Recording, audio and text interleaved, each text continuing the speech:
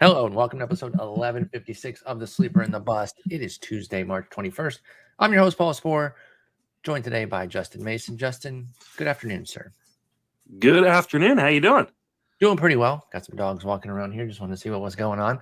Coming to you on a Tuesday because we were hanging out in New York this weekend. That was fun, except for the cold, but had a good time at Tout Wars. You back and recovered and ready for another trip here in a couple days? I don't know that I'm recovered, but I'm back and I'm super ready to head to Vegas. Like that was my camera. Did I drop it all? The camera's been. You dropped for a sec, but it's okay. Yeah, I'm super excited for Vegas. It's just gonna be a blast. It's a really quick trip for me. I'm heading there Thursday night, leaving Sunday morning. So really just 48 hours of straight drafting and probably some poker. Got to get in some poker. I will be as well. I get there actually tomorrow, being Wednesday, if you're not listening to this when it comes out. So I'll be having some poker time pretty much because I don't have a ton to do tomorrow. It's just all we got the room for. And I didn't want my roommate Dusty to just be paying by himself. So I figured, you know what? I'll go ahead and do the quick turnaround on the trip. And I'm heading right back out tomorrow, which as somebody who's not a huge fan of traveling, I don't love that. But I also understand how cool it is, and I get to travel back-to-back 2 weekends in a row for baseball stuff. So I got to keep my bitching to a minimum. You know, I understand that this is not difficult or bad. He's your roommate, Dusty. He is my nemesis. We are drafting in the same main event league, and we are drafting right next to each other in that. And he's probably listening to this, trying to get some tips, because he did mention to me that he would be going back and listening to some things to see what's up. And I got nobody's back here. I didn't give him your tips. I'm not going to throw him off the scent for you. He's got to do his own work. You got to do your own work. I'm not helping. It's all there. It's all there. Yeah. So he can definitely go get it, and maybe he can get some ideas here, because we're going to talk about some big movers and shakers from the main events that happened this past weekend. We got our first taste, which is pretty cool because it does help us going to Vegas, that we get a little something out there to kind of see where the market's at. Now, that doesn't mean that you should take it as a Bible. It's like any other ADP, that you should use it as a guide and get some information from it, but it should not be your end all be all as to what you want to do, but you will get some information from it. And we'll talk about some of that, but let's get into some news first. Obviously this is a little bit old, but I want to get your thoughts because neither of us have potted since then, unless you did one yesterday that I'm unaware of. But Jose Altuve, broken thumb. This was a bad one. It was pretty clear right away watching the WBC when he left. You know, usually guys get up, shake it out, walk over, and oftentimes they will at least stay in the game for a little bit, and then maybe something else will happen after. Nope, he came out right away. You knew it was bad. You figured the hand or a finger, something was broken, and it turned out broken thumb, 8 to 10 weeks. Let me ask you just straight off in the main. I mean, I guess this is a little free one for Dusty. Are you even drafting him? 8 to 10 weeks for Altuve? No, I'm completely off my board in both the main and by the way. I'm also doing the auction championship while I'm there as well. So, yeah, I mean, I won't have him on any teams that I'm drafting rest of the way. I only have him on one team, and not by lack of trying. I actually really liked him. I felt like he was the cream of the crop at second base. At a bad position, Altuve was the top dog, right? Yeah. So now we lose Altuve. We're going to talk about, I think, Vaughn Grissom here in a minute. And second base is gone from a really bad position to an atrocious position. Especially at the top. I mean, the thinness up there was already a problem. You take out Altuve, that is a big hit to, like I said, a position that was already short on star power. I think that middle is a little chunky of similar guys, but then you took one out of there with Grissom, who we'll get into. But I'm with you. Anything that doesn't have IL spots and multiples, I'm not even taking Altuve. And even in those leagues, I'm not necessarily going for him. But at least if it was, you know, obviously at Tout, we knew what the situation was, that we could have decided one way to go on Altuve. I still wouldn't be that interested, but at least with the IL spots, I would listen to the bidding. And if it was low enough, I would stash him. But with no IL spots in the main event, I'm not even going to write Altuve down. Yeah, no, I don't think he should be in consideration in just about any format, unless you have unlimited IL. I think you should just, because we don't even know, ILs because it could be such a gem to get him later in the season after 2 months. That's Yeah. about it. AL only with multiple or unlimited ILs is the only spot I would take out. Any place with unlimited ILs, I'd take it into consideration. Yeah. But especially if you only have like 3 IL spots, I mean, that can fill up really, really fast. I would be careful with limited ILs. Exactly. Carson Kelly diagnosed with a fractured right forearm, catcher for the Diamondbacks. This is going to be a big issue because there's no timetable for the return, but it's going to be a while, and that bums me out a little bit. Sorry to take the fantasy angle. I know that's so ghoulish sometimes on an injury. Be like, well, then I can't do this in my fantasy league. But we are a fantasy podcast, so we do see it through those prisms.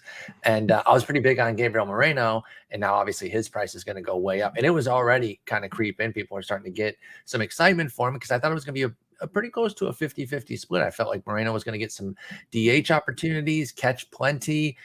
Now he's going to be the starting catcher, and I think he's going to be kind of the full-time catcher. Jose Herrera, who's the penciled-in backup, he's going to be a once-a-week type of guy. What's this Carson Kelly injury doing for your Gabriel Moreno outlook? I definitely need to kind of bump up my projection on him because I was not a very big fan. I really didn't see where he was going to get enough plate appearances to really matter in fantasy for this year outside of like super deep leagues. Like I didn't even have him really in consideration in 2-catcher 15 team leagues as a guy that I was that interested in. Wow. I'm double checking my ranks right now, but it's the centerpiece of that deal. You don't think they're going to try to get dividends on the centerpiece of that Varsho deal right away? I think they are now. I think. Well, I think they really course now they. Yeah, I think he was going to be in a timeshare with Carson Kelly. I do too. I don't think Moreno was going to be like the starter or anything before this, but now with this issue, I think he really comes into focus. But even before, like I said, I thought he was going to get DH opportunities. He's just too good of a hitter not to play. But now he'll be the starting catcher, and I'm again not super excited about that because this is somebody I like, and he's now going to cost more. But I'm definitely intrigued by him. Yeah, you were definitely the low man. Mm-hmm. I had him at 178, Jeff at 196, you at 262 on Moreno's. So that will at least go up. But yeah, I don't know, man. I think this injury's saving you from a miss because he's too good of a hitter to not play for Moreno. I mean, I just updated my projection while we've been talking, and it moved him up to catcher 15. There you go. So it was a playing time issue for you. It was never a skill issue with no. I mean, I think the skills are fine, but I also don't know that he's gonna be a guy with like a ton of fantasy juice. But just a really high floor, which is always nice in a 2-catcher format. But now I think he moves into that place where, like, I just put him in for 450 plate appearances, and that moved him all the way up to, like I said, catcher 15. So, and you could see the possibility if he does get some DH time, that he even moves past that and starts becoming an even more interesting option. I could certainly see that with Gabriel Moreno. Big batting average potential from a C2 at the time, and probably still mostly a C2, but he'll be a C1 on in some squads. You just love batting average at catcher, and now he'll have some volume to give it a little bit of extra kick there. As for Carson Kelly, he's a do not draft in all formats, even with unlimited ILs. I'm not holding the catcher. I just don't care enough. He's not good enough. Yeah. Somebody I love, Eloy Jimenez, nicked up, bad calf issue, a little cramping, came out. Not supposed to be a big issue. Supposed to be back tomorrow. Again, Wednesday the 22nd. Not panicked, but I hated hearing that because I'm super invested and I love the guy. But that's Eloy's big issue at this point, right? Is staying healthy. And here we are again with something cropping up, even if it's not major. I think it gets his the folks that are interested in him, like myself, to worry a little bit, and those who are out on him to be like, see, this is kind of my deal with Eloy Jimenez. So I know that you are on more of the, this is my issue with him, this is why I'm not super keen on him. Does this move him down at all, or is this just in line with the issues that you already had about Eloy Jimenez? No, I think that the price is already built in for this. I mean, if we could guarantee health, he'd be going in the top 3 rounds, I think. So I totally agree.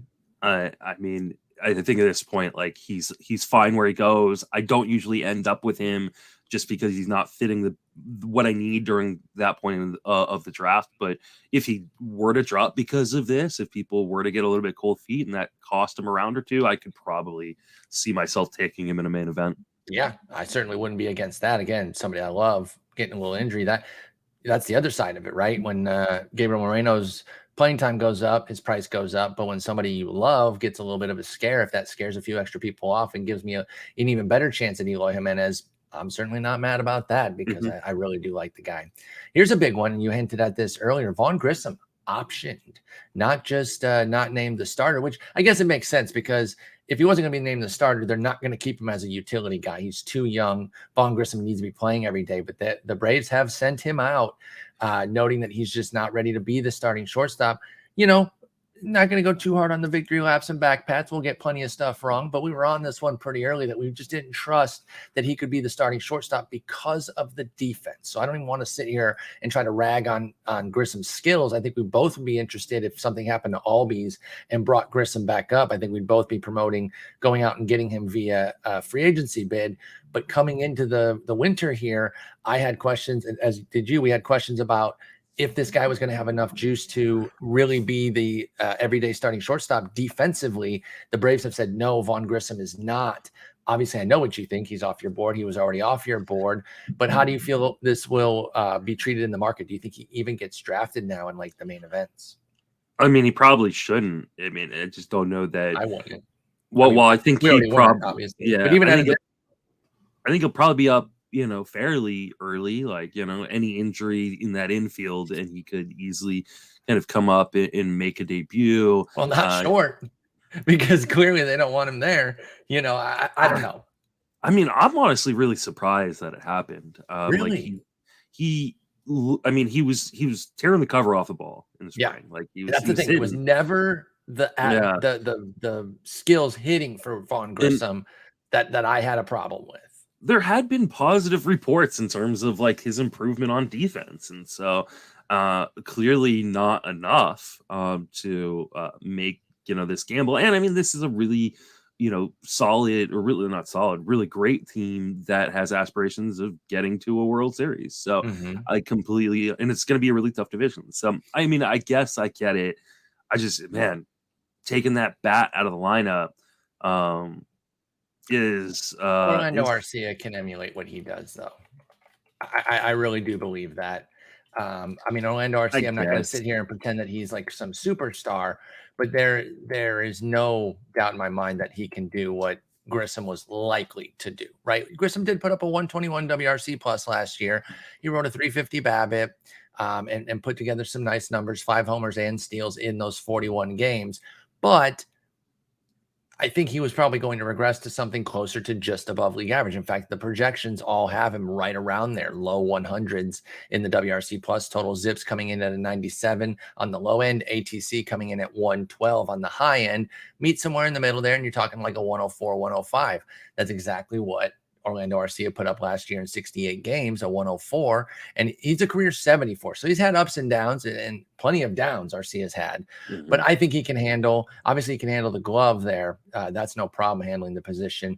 But I think he's an interesting player now in NL formats and deeper mixed leagues. He's a reserve, I think, in main events right now, Orlando Arcia is.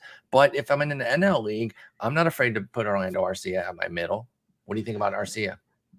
I don't really care. Like, that's just not like, I mean, he's a guy that I've liked in the past, like earlier on in his career, but I mean, like but it was partially because like he had a little bit of pop, but a good amount of speed. But he didn't steal a single base last year in 234 plate appearances. No, so, he's effectively stopped running. Like even if you go to 2021 at AAA, 74 games, he was 5 for 8. So even when he did run, it was bad. 2019 in the majors, 8 for 13.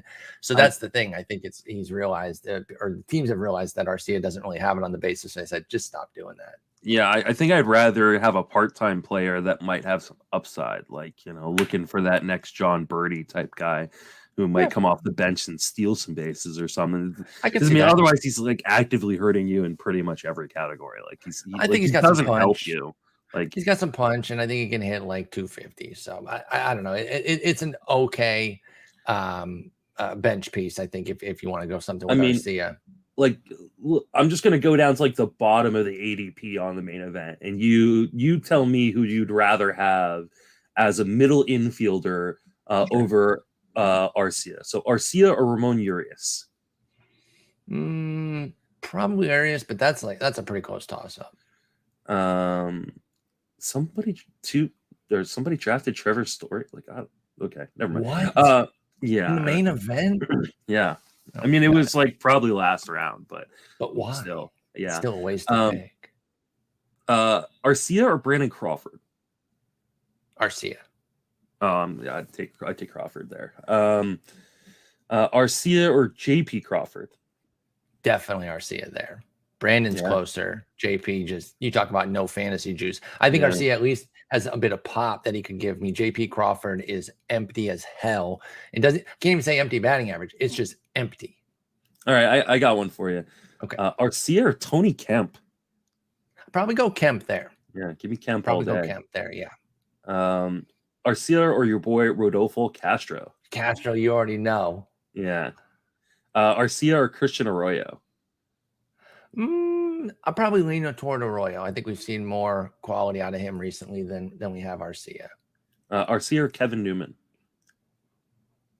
Probably play the needs on that one, but I'll lean Arcia because of the pop. But if I look more for like a batting average with a few trickle-on stolen bases, I think I could lean Newman. So I'm gonna play the fence there and say team context. And the last one, Arcia or Michael Garcia? Garcia is like the pure. He's a pure speed play, isn't he? The guy from KC. Yeah, absolutely. Yeah, so I would go him on the speed, and again Garcia on the power. So I'll play the team context again, but I would lean Garcia if it was neutral as well, because I do think he could be a dynamic steals guy. Whereas even at his best, I don't think Garcia is a dynamic power contributor. Yeah, I think I'm probably taking all those guys over Orlando Arcia. Okay. I don't think that's crazy, because he's not that great. I'm not going to sit here and try to advocate too hard for him. But yeah, Vaughn Grissom, take him off your board outside of the super deep leagues. NLs with reserves, deep mix. 20-team mixer with reserve. Sure, you can stash Grissom if you want, but I'm not taking him at the main event. Okay. Michael Brantley is expected to start on the IL. Obviously, this is nothing particularly new as far as Brantley being hurt. Is he somebody that you're looking to stash, given that, we're a year older now again with Brantley? He's up to, what is he, 39 now? 36. Okay, so not quite as old as I had him there. Pardon me, Michael Brantley. But, it's another injury, and we're starting the season off with one. He can be a nice contact guy when he's playing, but it's just the shoulder. Shoulder have nagged him throughout his career. He's still good when he plays, but it's getting close to empty batting average at this point. Where do you stand on Michael Brantley coming off a 64-game season and expected to start the season on the IL? Yeah, I think the starting the year on the IL just has me out on him. Like, I totally like him as a player when he's healthy, because you're going to get late batting average from him, which is a difficult thing to find. Yeah. And because the Astros have this hatred towards Kyle Tucker, they bat Michael Brantley second. So I know. I hate that crap. And so he can second, you put anybody batting second in arguably the best lineup in baseball in Houston, and there is value there. He's gonna, batting average and a bunch of runs. So if you're looking to stash, I think you could do worse. That's not the stash I'm looking to make. I'm making a stash. It's a guy I think is an extreme difference maker within a few weeks or a month. Yeah, if I'm looking for an extreme stash, it's this one right here. Anyway, I did a bad job when we talked about Altuve, talking about his replacement. So let's fold him in here when we talk about David Hensley penciled in at second base, and now Jake Myers and Chas McCormick likely to play with Brantley out. Let's start with Hensley penciled in at second base. Now, I know you listened to them, and a lot of people did. I got amazing feedback on them, so thank you all for the feedback on the Eric Longenhagen podcasts. He specifically cited Hensley as somebody that he thinks is a very good player, and if playing time opened up, he'd be really, really interested. And that immediately had me putting a star by his name, and now the playing time opens up immediately. What do you think of David Hensley here with a 2-month audition to play some second base? And he already has outfield eligibility to start, so he's going to have infield, outfield.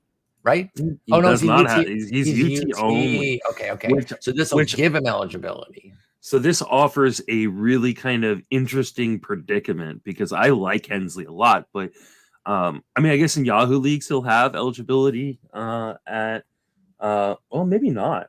He may be utility in Yahoo too because he only played 6 games. That's right. That's right. Or he played 6 games at DH and then didn't play more than 3 games at any particular position.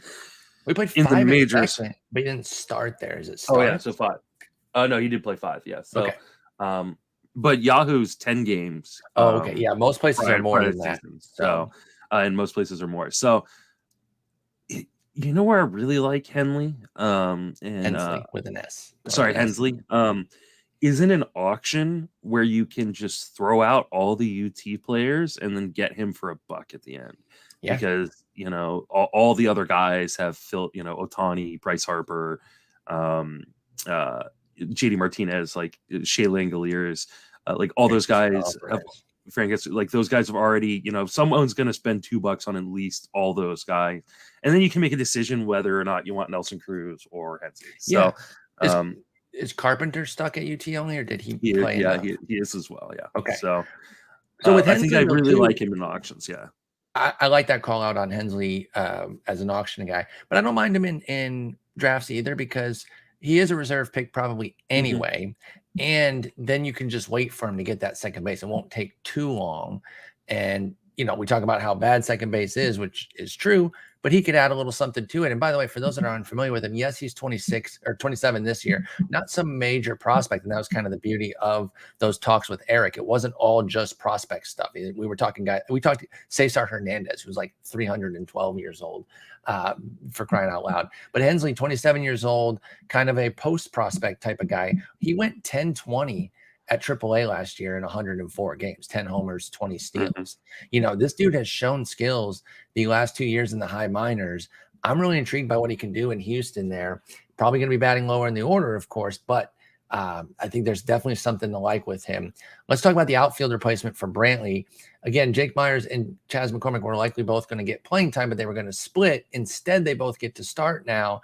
Who's your favorite between McCormick and Hensley? And McCormick and Myers, and are you drafting either in mixed leagues?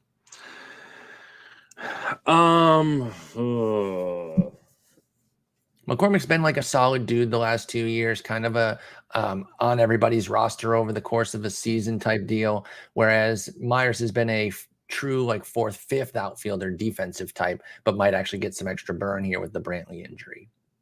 Yeah, I mean, I don't think I'm drafting either.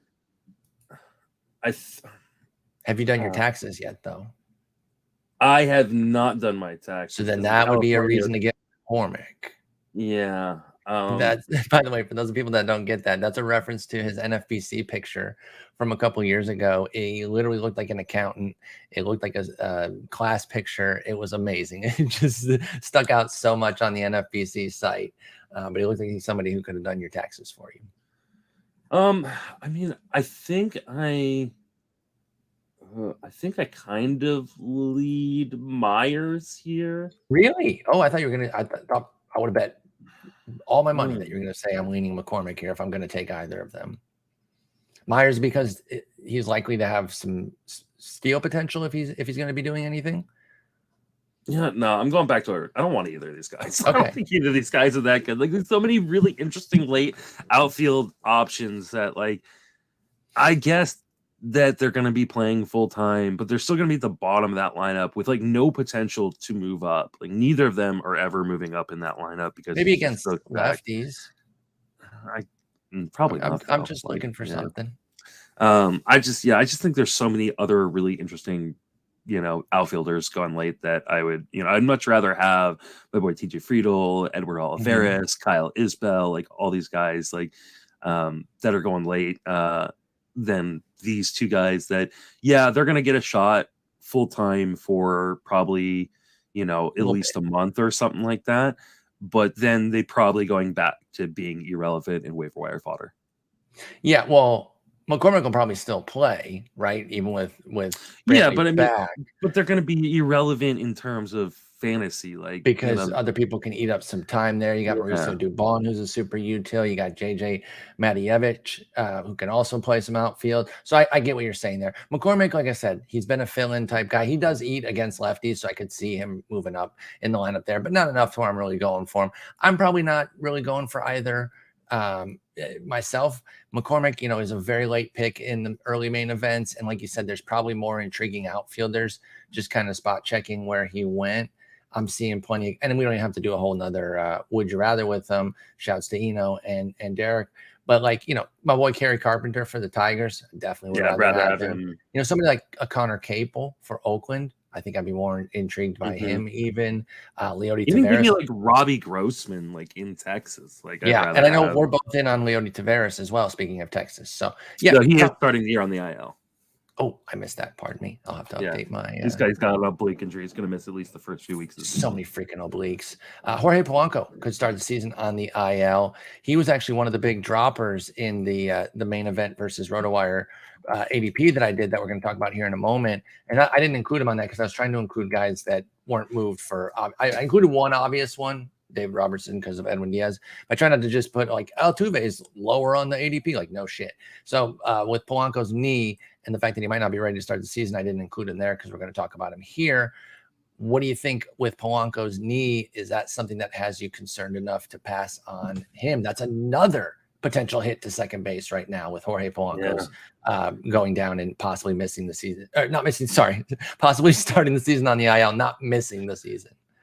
Yeah, I mean, I'm currently in a main event qualifier draft right now, my last slow draft of the season. We are at pick 239, and Jorge Polanco is still on the board, and I just passed on him. So I think that tells you all you need to know. Like, it's so hard to roster him. Like, I think if he was healthy, I'd be like, he's a bounce back candidate, but you can't bounce back if you can't jump. And true, he was 159. In the Rotowire Online Championship. So far, that's all of them. It's 102 drafts. And that's the 9th second baseman. And now you're talking, what did you say? You're at pick 239? Yeah, we're at 239 right now. I mean, that's like where the 21st, 22nd second baseman's going. And he's still on the board, you're saying, for Jorge Polanco. So that's bad news there. The market is out on Jorge Polanco. And I don't necessarily blame them. Yeah, I mean, you can't bet on the health right now, and especially when you're talking about like NFBC focus, but even just your general home leagues. Like if you've only got 3 IL spots, like that, is that the kind of guy you want to be holding on to, especially when you don't know how long it's going to take for him to get back? Like it's got to be a premium guy and a relatively short period. So even Harper, no thanks. When you're talking 3 IL spots, I still do not want Harper. Do not lock up one of your IL spots for half the season. It has to be like a glass now. And even he's a little bit, because he's upwards of maybe a month. And the only reason I took him I drafted Tyler Glass now in the tout auction, but like that's unlimited IL. Yes. And he was super cheap. Like good price, and you have literally unlimited. And so that's a game changer too. So okay. Well, that we're both out on Jorge Polanco right now too. Then we're just giving out all sorts of free information to our to our folks here. Of course, I think a lot of people will be, and the market is showing it. Let's get into that market. Like I said, the main event did get kicked off this weekend with 9 drafts. A few are live in New York, and then a bunch online. We have some ADP to pour over that I know has everyone just fiending, looking it over. Let's start with the guys who are jumping up. Now, this is inside the top 200, so I wanted to focus on the first 12 plus rounds there. If you're looking at it, I guess that'd be into the 14th round, 200 picks. This will not surprise you, but 10 of the top 13 movers up were pitchers, right? Yes. It's the classic pitching moving up. So I'm sure some people are like, well, why is that? Why does pitching always move up? Why you guys always talk about pitching moving up in the main event? What it is it's more difficult to draft premium pitching, especially early on, when spring hasn't even started, because you're committing to pitchers and their health risk is just larger in general, right? We talk about this all the time with the concept of healthy pitching and injury risk. Pitchers are just more susceptible to injuries than hitters. So if you're investing those first, second, third round picks in pitchers before things even kick off, you're adding more risk to your team. Now, the closer we get to the season starting, that risk starts to lower a little bit, and you feel more confident about guys, especially the guys like DeGrom, who were big question marks, and then you finally see them, you can feel more confident, and people want to secure their premium pitching. So pitching always moves up in the later NFBC drafts. This is no different than that. We'll start with one obvious one, the David Robertson one. Then we'll get into some starters that have moved up, and then we'll get into your boy who's moved up. And I want to see if you're still taking him. But Robertson did, of course, move up 84 spots to pick 197. He's covering for Edwin Diaz, who also went out, but I think that was an old enough injury that we didn't have to put that in the news segment. Are you interested in David Robertson closing for the Mets? Do you think he is the guy? Are you trying to zag and go at Adam Ottavino? What's the opposite of zig and zag? Is there a zug? Are you zugging and going for Brooks Raley? What are you doing here with the Mets closer situation? I kind of spread out the save opportunities between the three and giving Ottavino the majority of them. So I think I gave Ottavino. Sorry. Giving Robertson. I gave Robertson 24. I think I gave Ottavino 9. Okay. And then Brooks Raley like 3 or 4 or something like that. I like that. I think I'm going to more or less copy that, if I'm being honest. Here's my only issue. I wonder if the guy who leads the Mets in saves is not on the team. Not on their team. Yep. And I thought you might say that, especially with the way Cohen's putting out that money. Are they on the horn with Craig Kimbrell? Well, definitely not on the horn with Kimbrell, because I don't think the Phillies are going to help them out any. But oh wait, he's not a free agent anymore. Why did I think he was a free agent? He signed in Philadelphia a while ago. Sorry. I forgot that. But I think they could be on the horn with a team like Kansas City for like Scott Barlow. Yes. So or maybe even on maybe they want to get Trevor May back in town or something like that from Oakland. Like I think there's especially because they're like not only reimbursed. I learned this while we were in New York. So not only reimbursed for Edwin Diaz's contract while he's out, they're actually given double because of the insurance, the way the insurance works. So like, wow. They actually like they're profiting right now. Did you think they hurt him? There was a spring right behind the pitcher mound. Steve Cohen's grandson is the groundskeeper. Yeah, this is exactly. This is true, y'all. If you open your eyes, folks, if you don't know what's going on, you're just not paying attention. This is clearly an insurance scam. He's like, I'm spending too much money. How do I get some of the money back? I can't keep paying Timmy Trumpets to come to every goddamn game. He was realizing how much money was adding up, and he figured a way out of it. That's what businessmen do, y'all. Anyway, I'm not laughing at his injury. It obviously blows, but D-Rob's the guy. Ottavino, you can draft though, right? Yeah, I think you can probably draft either. I'm probably not going to draft any. I probably will not. Give that away.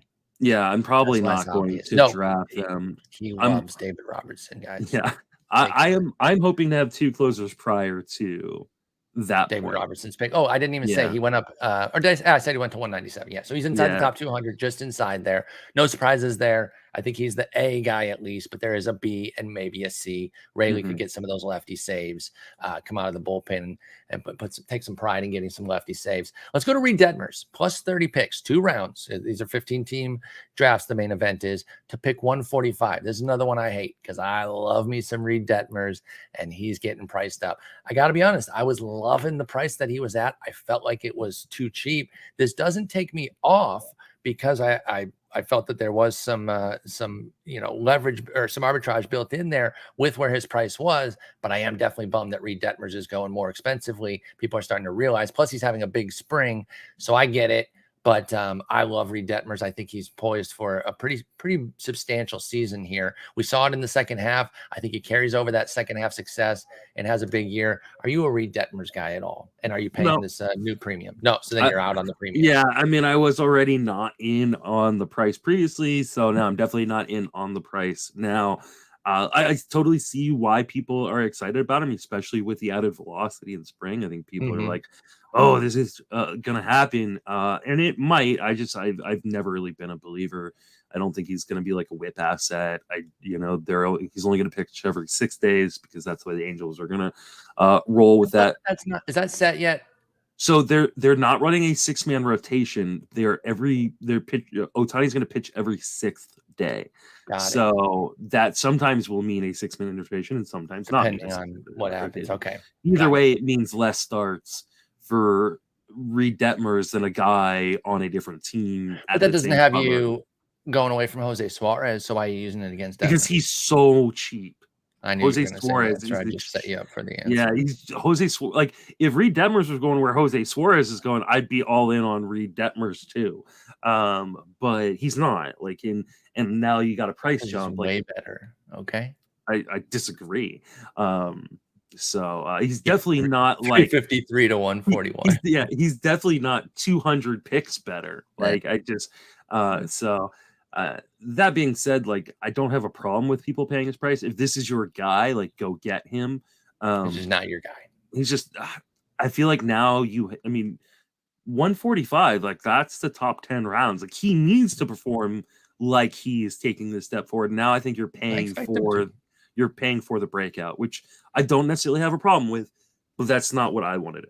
Yeah, I'm okay with it personally. I like Reid Detmers. That's the 64th pitcher off the board. I haven't done the numbers yet to slice out the relievers to get what SP it is for Reid Detmers, but it's the 64th pitcher off the board. It's around Charlie Morton, Dustin May right in front of him, Luis Garcia, Jordan Montgomery right behind him. How does that suit you when you hear who's around him? Say the names again. Charlie Morton, Dustin May, then Detmers, Luis Garcia, Jordan Montgomery. 2 up, 2 down. I mean, I'm definitely taking Morton over him. I think I'd take him over May, but that's mostly because I'm super down on You're May. super out on May, yeah. I just I'm where the innings coming from? Like, are we expecting a 100-inning jump on? And even if we get we get a 100-inning jump, that's still like what 120 or something. No, like I hard agree on that. Yeah. So, I love Montgomery. Like he would have. Reid Detmers have to be throwing 120 miles an hour for me to take him over. Jordan I like Jormont too. I can see a double dip of those lefties for me. Like I'm not on the turn this year. Who was the last one? Luis Garcia. I'm down on Luis Garcia this year, but like I'm still above Reid Detmers. Okay. Fair enough. Well, hopefully my room is feeling the same way that you are because I like Reid Detmers. Let's move on to our next guy here. A double dip here. We're going to go to the Rays, talk about their big guys. This was drawing a lot of attention at Tout when we were reviewing the boards. Everyone talking about the Drew Rasmussen, Jeffrey Springs jump. They went up 28 and 16 points respectively, Rasmussen and Springs, to 129 and 131 respectively. So they're pretty much one goes, the others following close behind. How do you feel about the Rasmussen Springs duo? They're now being seen as equals. I mean, I don't necessarily think they're equals, but I think they're close enough. And I think the order is right. I think Rasmussen should go ahead of Springs. I took Rasmussen. I got him for $10 in Tout. Felt really, really good about that. And I was in on the Springs price as well. So this doesn't surprise me. I think a lot of really smart people in the industry have been pumping these guys for quite a long time, including us. So I mean, us not being the smart guys, but just pumping. We're just part of the people that have been pumping. Part of the crowd. So I'm totally in on this price. I may end up missing out just because the price is more expensive, but I don't mind it at all. Like there's nothing wrong with it. Yeah, I already had them right next to each other with Springs at 37, Rasmussen at 40. So this was kind of like, okay, everything's gotten on my level now. They might be a little bit more expensive than I had them in the overall, my overall ranking, but I see no issues with this. I get it. I was kind of waiting for it to happen because I thought that they both needed a little bit of a price correction. Yeah. This one, I want to be in on this one, man. Speaking of Rays, he's a former Ray. I love Alex Cobb. I really do. I've been rooting for him all the way back to his Rays days. Plus 28 picks to 185. And there was a lot of love for him in the Tout drafts. I sat in on a bunch. I did my own, the mixed auction, the mixed head-to-head auction. Excuse me. You did the mixed auction. And I felt like his prices were too high for the defense that he has, that you and I have beat the drum on consistently when talking about Alex Cobb and the other guys on that team. But we saw it beat him up last year. What's going to change? Like, yeah, you would project BABIP regression for a guy like this who had a 336 with all the other great skills that Cobb had last year. You'd say, oh, that's going to regress. If things changed behind him, but nothing changed. If anything, it's worse defense. So what's up with the Alex Cobb love here? Does this have you fading Cobb now at pick 185? I mean, I was already fading him prior the same to reasons that I that. outlined, right? Yeah. I mean, you absolutely nailed it. The defense is worse. I think part of it is he's been striking out a lot of guys.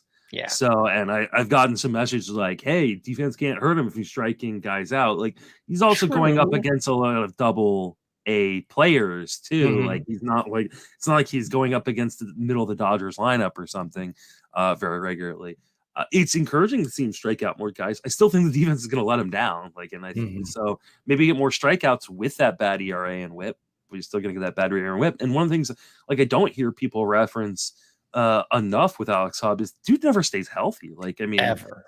like, I don't know. Now you're getting to a point where when you 185, like, that just feels like no joke. I just looked at my sheet, and I still have the kind of ADP from a couple days ago in the main event where I had him on 188, but still right there, right? I'm 88 spots below ADP. Damn. So, like, there's no Alex Cobb in my future. I already know one guy that you're definitely saying, you take this guy over Cobb, but here's 2 up, 2 down on him. John Gray, Patrick Sandoval right above Alex Cobb, and then Andrew Heaney, obviously a slam dunk, 360 slam dunk for you to take Heaney, and Sonny Gray. How do you feel about that 2 up, 2 down around Cobb? I think I'm taking all of them over Cobb. I think the only one I'm questioning is Sonny Gray. Sonny Gray, yeah. I was going to say Gray, which wouldn't have helped since there's John and Sonny. Same way. Taking all 4, I'm pretty sure I'm firm on all 4. Sonny is the one that I'm like, because I do have them ranked close. So I think I would kind of maybe look at my team makeup. Sonny Gray has his own healthy concerns, but I think he has a better defense behind him. I think push come to shove, I'm going to go Gray. So I just looked at both Sandoval and Sonny Gray are in Alex Cobb's neighborhood in terms of my ranks. I have Sandoval at him right now, light years higher. Yeah, I know, but I'm so in the bag for him. You are. But I have Alex Cobb below all of them. So you are consistent there with the Alex Cobb. That's a free jump for us then. Everyone keep pushing them up. We're cool with that. Javier Baez on the uptick, a round plus, 20 spots up to pick 158. This actually coincides with a little bit of love I've been having for Javi, thinking like, okay, I just don't think it's going to be as bad as last year. I don't think it's going to be great. I talked about him today on the Rotowire Sirius XM show. We were doing a little Tigers preview, and I'm like, I think he'll be better because it can't be worse. Or I mean, I guess he could. He could be worse. He could. I don't think he'll be worse, and I think he'll put up like a 22-12 type of season. Nothing crazy, but that's 5 more homers and 3 more steals than he did last year, and he'll be okay. What do you think about Javier Baez jumping up 20 picks to pick 158? Actually, it's like kind of right where I have him. I have him at a rank of 136. So I'm actually still about a round and a half higher on him. I just never end up with him because I've always got a shortstop at that point. I was gonna say sometimes usually locked in already. But especially if you're not playing in a league where there's an overall, it's surprising to me to see him go where he's going, considering like you're playing for an overall and that batting average can really, really hurt you in that power speed, though, I think. Yeah. So, but like if you don't care as much about the batting average because you're punting it or devaluing it, like I like to do, like I think he's a perfectly fine pick and a really nice bounce back opportunity. So yeah. I think we talk about this concept a lot about first year in a big contract. Maybe we talk about it more when guys go to like teams that matter, but I think it can certainly happen at a team, even though the Tigers weren't good, he was still the dude. Maybe you could say the impact is even bigger there because on a bad team, he's expected to do everything. I'm not saying that's the case or not, but you could spin it that way.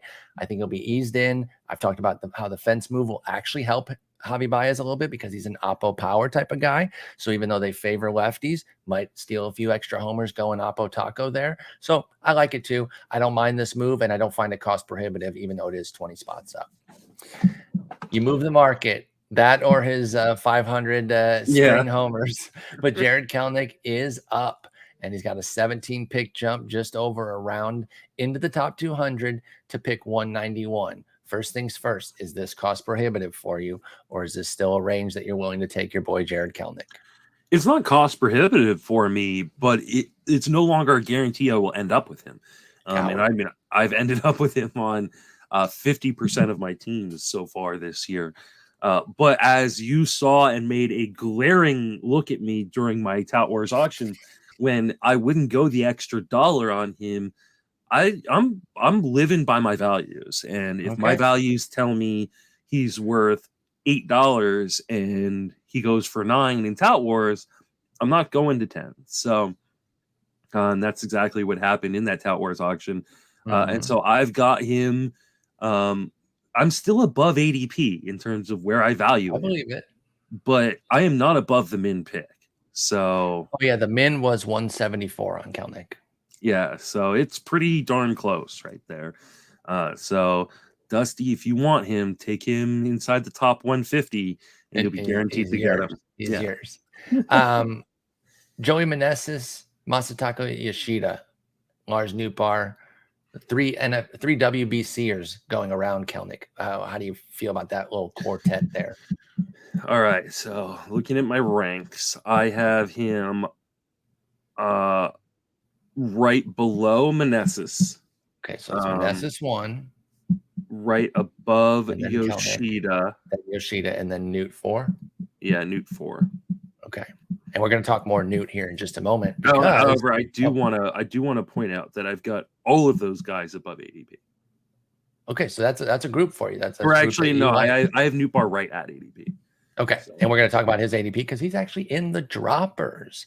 The 17 biggest droppers are hitters. If the pitching's going up, something's got to come down. That's going to be the hitters. So there's no big surprise there, but I just wanted to highlight that it is the 17 biggest droppers inside the top 200 are all hitters. And these are not all, by the way, in case it wasn't clear, I'm not just picking the guys at the tippy top. I'm picking interesting names. That's why we didn't have Altuve. We don't have Altuve on this. We don't have some other guys that were obvious injury beneficiaries on the upside either. But on the downside here, Cal Raleigh, 2 rounds down, minus 30 picks to 183.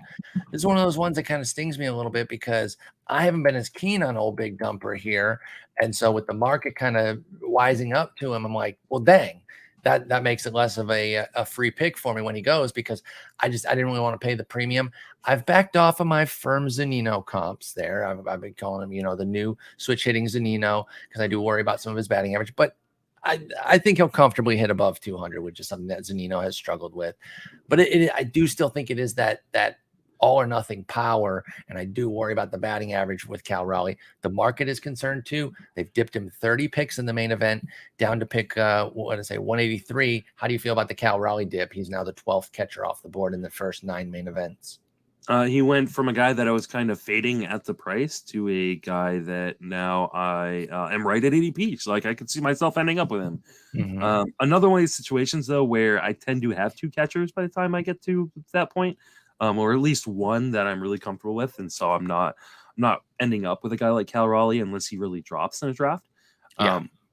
So I would be very surprised if he ends up on either of my 2 remaining teams this weekend. So that being said, I don't have a problem with it. I think he's totally fine, and I do think he kind of represents a little bit of one of the last guys at the position I feel really good about in terms of who I'm getting. Yeah, this price dip actually puts me in the Cal Raleigh world now. I could see myself doing it because it makes him the 12th. He's 12th catcher off the board. I got him as my 12th catcher. It's at least in line. I just thought he was going a little bit overvalued. Looks like the NFBC market agreed and bumped him down a little bit. Did you have anything else on him before we move on to our next guy? No. All right, Nick Castellanos dropping almost 2 rounds as well, minus 27 to pick 143. Is this just market correction? He needs to come down because he was going too high, or are there some legitimate fears here about Nick Castellanos' power possibly not returning? What do you think? I mean, I have those fears, and so I've been below ADP all along. This is just getting closer to me, but I'm still below ADP. So I really worry about what we saw, and maybe there was an injury that, really hampered him from kind of tapping into that power. But there was nothing in the profile to me that spoke to me as hey, this is a good bounce back bet. Yeah. Other than the fact that he's been a guy I've liked in the past. And track record that you're betting on with him. And I'm really trying to get away from, I like this guy, so he's going to be good type of analysis, especially in my projections. So Yeah, I'm still out on him at the price. He's not going to end up on any of my teams unless he really drops in a draft. But for guys like you, and you're wearing the Reds hat today, he was an old Red, did his damage as a Red for the most part. Yeah, I mean, this is a perfect buying opportunity for you because you like him already, and now you're getting him cheaper. I do, and I will take the discount. I do stand firm that I think he played through nagging injuries. He's that kind of guy that I think will almost be reckless, though, to a degree. And so then maybe you kind of go the other way and say, maybe I don't draft a guy like that because he won't take himself out when he needs to, thinking that playing through it is the way to do it or whatever. And it's like, yeah, well, is it though? If you're actively hurting the team type of deal, it was also first year of a big deal for him as well, Nick Castellanos. So I think year 2 is going to be better. I am hoping. I agree there's not a ton in the profile. I'm going more over the overall track record, but I wouldn't be against staying bought in here because I already have him in a couple leagues. I wouldn't be against staying bought in with this discount. This one is interesting to me. We talk about the depth of shortstop and everything, and we see Carlos Correa already kind of at the tail end of that mega group. I think it's runs about 15 or so shortstops deep before you really see that dip. He's gone even lower now. He was the 17th shortstop off the board in the main event drafts this past weekend. Carlos Correa lost 23 picks to pick 148. What do you think about that with Carlos Correa? I mean, I wonder if he should have been in my article about this year's Adolis Garcia, like the guys who the hate starts to go so far on that he becomes a value. Because now he's dipped to a point where, again, like he is, like I have him above ADP, not very much, like less than a round, but it's still there. And I also, I think he kind of falls in that Baez kind of spot for me, where I've got him above ADP, but I'm never going to end up with him because I've always got a shortstop. Can you imagine putting him at your middle though? Correa at your middle would be pretty sick. Yeah, I think he's also hard in a league like NFBC because you don't have the IL spots. You know he's going to miss time. He always misses time, and so it is hard to believe that he won't. I agree. I will say his last 2 years are 2 of his highest volume, 2 of his 3 highest volume. 2016 is his high water mark, 660 plate appearances for Correa, but then 2021 640, and last year 590. So well over the 500 mark, which is kind of where you at least want to be for somebody that you're spending a top 150 pick on, which Correa still costs, but great batting average, nice power, and you can dream on another 600. You don't project it, but at least that is in there as some built-in upside. If he does eclipse 600 plate appearances again, he could maybe chase down upper 20s, maybe even 30 homers in a season. Again, that would be that's the 90th percentile outcome. That's not what you're putting in your projection sheet at all. But I like Correa. And if for some reason I veer away from the early shortstops, because I'm with you, I usually have somebody by the time he comes up, or even if I have one, I'm not averse to putting Correa in at my middle, and I'll take this discount. Here's what I would do is if I ended up with Correa, I would make sure like I got David Hensley, because by the time Correa gets hurt, Hensley will have middle infield eligibility, and I can kind of I certainly do, because Hensley's going to have that after 10 days, and I hope Correa's not hurt that quickly. But your point is well taken there. You got Hensley on the bench. If I can get a guy who's playing a different position than me, but also eligible at the middle infield, like that to me feels like a really nice hedge on a guy like Correa. I like that. At least you got a guy that you can move in there pretty quickly. That gives you that little bit more flexibility. Or like if you draft like a I don't know, like Luis Urias or DJ LeMahieu, triple eligible guys. Why am I forgetting the Tampa Bay dude that I really like right now? Not Aranda, but Paredes. Like having one of those guys on your roster when you have a Correa makes you feel a little bit better about this is why when Correa eventually goes down. Yeah. I mean, I'm obsessed with positional eligible guys because makes life easier, puts you in a position to go for the best players on the waiver wire too. Like that is the main reason that I like positional flexibility, is because I can always maneuver someone around to get the best guys each week. Nothing worse than like some big ticket item coming on and you're like, I have nowhere to fit this dude, and you're just like, I cannot figure out where I would put so-and-so coming up or coming off the IL or type deal. So that's what positional flexibility affords you. What are they doing to our boy, man?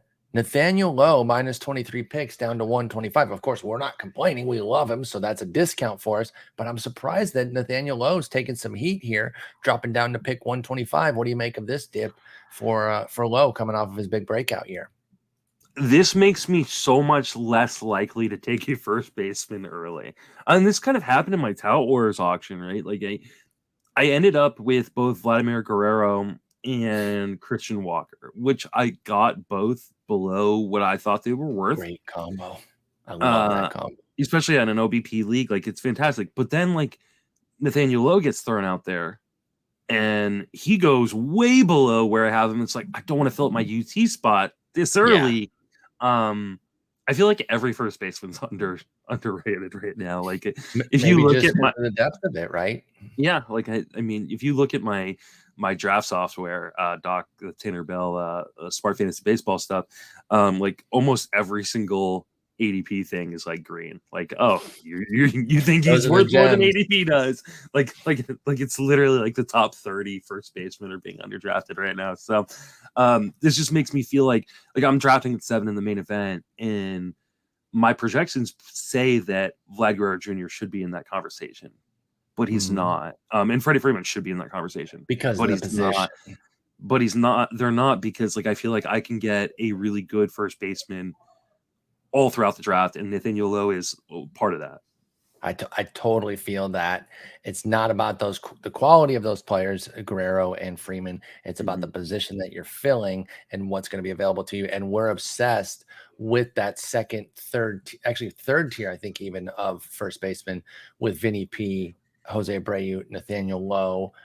I love Christian Walker as well. I don't know how you feel about Roddy Tellez, but I'm certainly not out on him. I like him just fine. I'm a big Andrew Vaughn guy even, and he's a tier below all those guys. So there's a lot that I like at first base. I didn't put this guy on. I think because it's just a basic injury thing. Let me look it up real quick. But CJ Cron also had a big dip.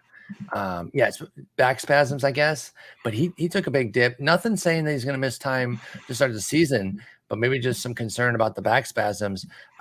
Is he somebody because he was the 16th first baseman off the board? Jose Miranda and Miguel Vargas were going ahead of him on average at the main event, and I find that a little interesting.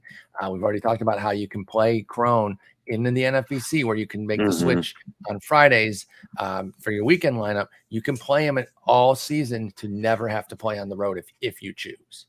Yeah, I mean, I like him a lot. I mean, I'm less ahead of the market or the ADP than other first basemen, and so I may not end up with CJ Cron. But if he ends up being my first baseman, got no problem with that. Like, I think he's totally being undervalued. And like you said, especially if you put a good first baseman on your bench, or he's your CI, and you have a pretty good third baseman you can squeeze in when he's not at home.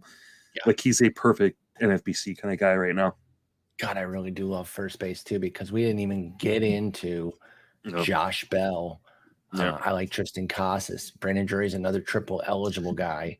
I was a huge Josh Naylor fan last year. He always has injury issues, but I like him. Will Myers is first base outfield. So you got the first base kind of covered there, or corner covered there, when you're putting Will Myers in your outfield. First base is really sick this year. That's awesome. Legitimately, just looking at it, I only have, I think, 2 guys who are going too high according to my projections in ADP. Out of the entire first base pool. And I just jumped on the Meneses trade too. So that's add him to the list of guys that I'm interested in too. And it's damn. I mean, I guess you could end up feasibly with 4 first basemen on your team, because if you take Meneses and Myers, you throw them both in the outfield. You take a Brandon Drury, you put him at your middle or corner. If we didn't mention Luis Ariz, but he is first base eligible. You put him at your second base if you want. Isn't Mountcastle still outfield eligible? Mountcastle lost the outfield. He is first base. Miguel Vargas will pick up second base eligibility. Exactly. Vaughn outfield. So Miranda has third base eligibility, Jose Miranda. So you could end up with a lot of first baseman eligible guys on your team just by virtue of taking other guys that you like for those other positions. Yeah. And then our last guy, who I hinted at earlier when we talked about who did we talk about? Oh, Kelenic. Lars Nootbaar, minus 20 picks to pick 188. This surprises me too, because like he's kind of front and center at the WBC. There's been so much hype on him. Of all the people that went down, that one really shocked me. Minus 20 picks down to pick 188. What do you make of the Nootbaar dip? I don't understand the Nootbaar dip. Like he early on in draft season, he was everybody's favorite quote unquote sleeper to the point where he was being priced out, and now he is affordable. Like I'm shocked, pleasantly, I should say. I am too. Like now that being said, like I'm probably right at ADP in terms of like where I have him ranked and stuff like that. And so I may not end up with him. I think he's a guy who's in the conversation for me, but not a guy that I think is like he will be a guy like I'm jumping ADP for or anything like that. But I'm more shocked at the market, because I feel like he's the most or he's been one of the most talked about guys this entire offseason and draft season. So I'm surprised he's going to be in the conversation for me. But I'm not sad about it because I do like him a lot. Yeah, I did not expect it. I thought Nootbaar would 100% be somebody who was getting some silly draft spots. You know, I thought, somebody was going to pick him like 125 or something as a min, 167 min, 197 max. So a tight window for Nootbaar, but definitely a dip from where he was going in the Rotowire Online Championship. And I use that as the comparison because that's Fab League to Fab League. I should also mention that Ryan Bloomfield over at Baseball HQ did an excellent one of his Bloom boards comparing changes from draft and hold leagues over to the main event, which of course is a different format, with what you're doing over there in the draft and hold, but also instructive to kind of see some of the big movers and shakers. And instead of just repeating the data that he had, that's why I wanted to use Rotowire Online Championship too. And those are 12 teams, by the way. So it is different as well. It's not a 1-to-1, but it gives us an idea of where the market's moving. So anyway, there's a bunch of movers and shakers. I'm sure we'll have a bunch of stuff to talk about from the main events after we go through them this weekend. And you got a crazy room. I got a crazy room. There is no easy room in Vegas, though. So everyone going around texting each other, I got this room. This room's crazy. They're all difficult. They're literally all difficult. And in some instances, the fewer people that you know by like name, the more concerned you should be. Because some of the best players don't have a footprint in the industry, quote unquote. They're not on Twitter or whatever. They're just badasses who play all the time.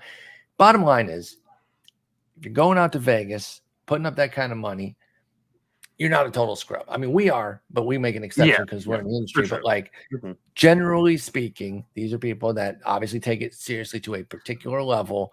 They're not going out there to just futz around. You at least don't think you are a total scrub. I mean, again, some of us are. I count myself amongst the scrubs, but I've finagled a way to scrape up enough money to go out there and actually win a league 1 year too. So that was pretty cool. Yeah, I'm married rich. Genius. Well done there. I mean, my girl bought a house, so we're smart there. We knew what we were doing. Anyway, I'll see you in a couple days. No episode Friday, of course, because we will be in Vegas. Once we get back, we'll get back on track with our multiple episodes a week. I'm going to start to have a weekly episode with like a guest pretty consistently starting in April. Justin has the Sunday episode, so don't worry, we'll get back on track here. I know I will do some watch parties for. Yes, I know you're doing watch parties. Either opening day one or opening week. Maybe I'll do multiple. Maybe I'll. I just didn't want to commit you to opening day if you had your own day ritual. might be a little bit. I don't have a ritual, but opening day just might be a little difficult because I have my kid all day. But who cares? My kid's on in the background. Yeah, we'll do something opening day. Who cares about my kid? Yeah, my kid will be fine, right? So, we'll do something opening day for sure. Okay, sounds great. The Patreon popping over there, get everything, get in the Discord. We'll be keeping that more active this year. Been seeing a lot of people come in, get in the Discord, start talking, start asking your questions. It's been awesome, man. I love what you're doing with all that. But until then, I'll see you in a couple days, Justin. Take it easy.